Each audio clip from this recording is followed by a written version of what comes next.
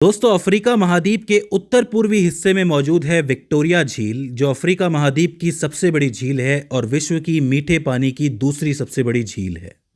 यह झील मुख्य रूप से तंजानिया और युगांडा में फैली हुई है और इसकी सीमा केन्या देश के साथ भी लगती है। साल 1858 में ब्रिटिश खोजकर्ता जॉन हेनिंग स्पीक नील नदी के स्रोत की खोज कर रहे थे।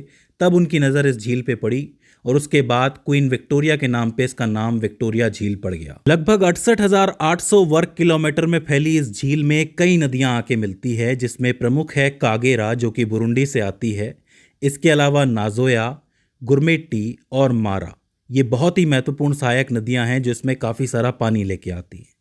लेकिन इस झील का एक ही निकास द्वार है जो उत्तर दिशा में युगांडा के जिंजा शहर में खुलता है और यहीं से निकलती है विक्टोरिया नील नदी। विक्टोरिया नील नदी युगांडा में बहती हुई कियोगा और अल्बर्ट झील में जाके मिलती है और यहाँ पहुँचते पहुँचते ये पानी के कई झरनों के रूप में बहती है, जिसके कारण इसके पास एक अच्छी खासी गति आ जाती है।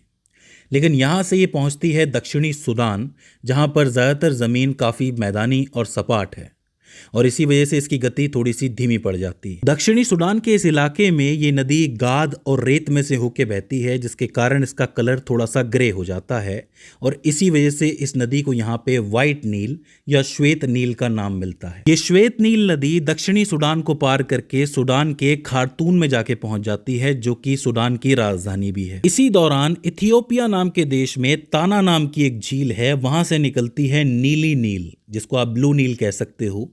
वो इथियोपिया को पार करते हुए सूडान पहुंचती है और वो भी खार्तूम पहुंच जाती है। खार्तूम में ये दोनों नदियां आपस में मिलके मुख्य नील नदी का निर्माण करती हैं, बिल्कुल उसी तरह जैसे भागीरथी और अलकनंदा मिलके गंगा नदी का निर्माण करती हैं। यहां से ये मुख्य नील नदी सूडान को पार करते हुए मिस्र या इजिप्ट पहुंचती है और इजिप्ट में नासर झील या नासर जलाशय में जाके मिलती है। ये नासर जलाशय एक बांध के पीछे बना हुआ है जिसका नाम है आसवान बांध। इजिप्ट में आसवान नाम की जगह है, वहाँ पे ये बांध बनाया गया था साल 1960-1970 के दशक में।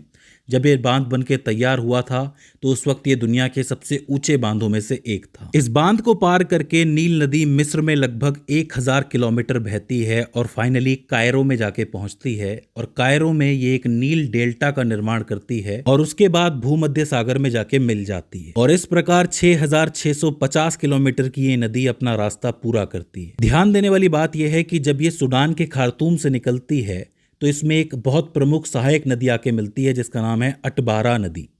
अटबारा नदी भी इथियोपिया से ही निकलती है।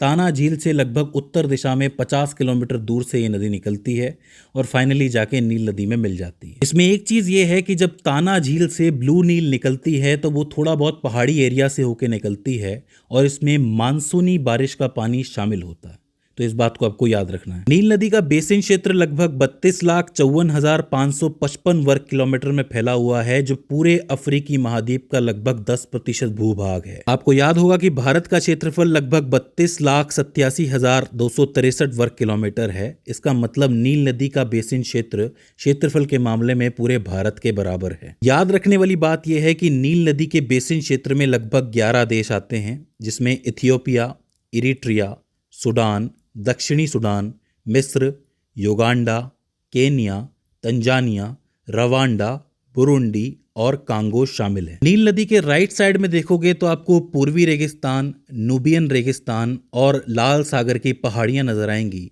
और अगर आप इसके लेफ्ट में देखोगे तो आपको गीजा के पिरामिड नजर आएंगे और साथ ही सहारा रेगिस्तान का विस्तार नजर आएगा। दोस्तों, नील नदी की अपनी कुछ एक विशेषताएं हैं, जिसमें सबसे पहले इसका ऐतिहासिक महत्व आता है। ऐतिहासिक महत्व ऐसे है कि ये प्राचीन मिस्र की जीवन रेखा मानी जाती है।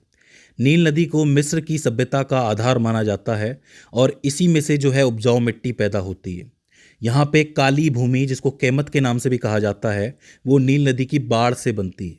यानी कि पहले नील नदी में बाढ़ आती थी तो उसके आसपास की मिट्टी काफ़ी उपजाऊ हो जाती थी। हम लोग देखते हैं कि जलोढ़ मृदा आ जाती है बह के, तो वो बहुत उपजाऊ होती है, उससे कृषि हो सकती है।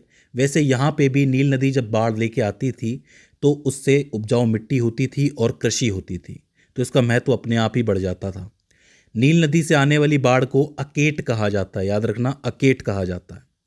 रही बात यहाँ की प्रकृति और वन्य जीव की, तो नील नदी के अंदर नाइल क्रोकोडाइल यानी कि मगरमच्छ पाए जाते हैं, हिप्पोपोटेमस और साथ ही नील की मछली, जिसको नाइल पर्च के नाम से भी जाना जाता है, वो भी पाए जाते हैं।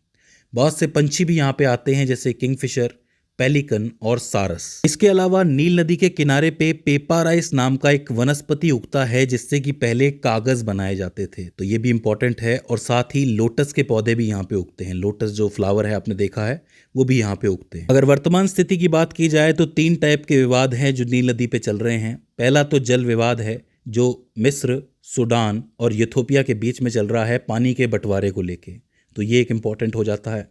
इसके अलावा प्रदूषण का भी विवाद चल रहा है कि जो औद्योगिक कचरा है वो यहाँ पे डाला जा रहा है, कृषि रसायन यहाँ पे डाले जा रहे हैं, जिससे कि नदी नष्ट हो रही है। और साथ ही एक विवाद है इसकी लंबाई को लेके कि ये दुनिया की सबसे लंबी नदी ना होके अमेज़न नदी जो है वो सबसे लंबी नदी है। आज के टाइम पे ये माना जा रहा है कि अमेज़न नदी नील नदी से ज़्यादा लंबी है। तो दोस्तों, ये हो जाता है नील प्रवाह मार्ग, नील तंत्र। आई होप आपको समझ में आया होगा और इस वीडियो से आपने कुछ ना कुछ नया ज़रूर सीखा होगा। अगर इसके बाद भी इसके अंदर आपको कोई क्वेरी आती है, कोई दिक्कत आती है, तो आप हमें कमेंट सेक्शन में बता सकते हैं। तो दोस्तों, आज की इस वीडियो के अंदर बस इतना ही। See you in the next one.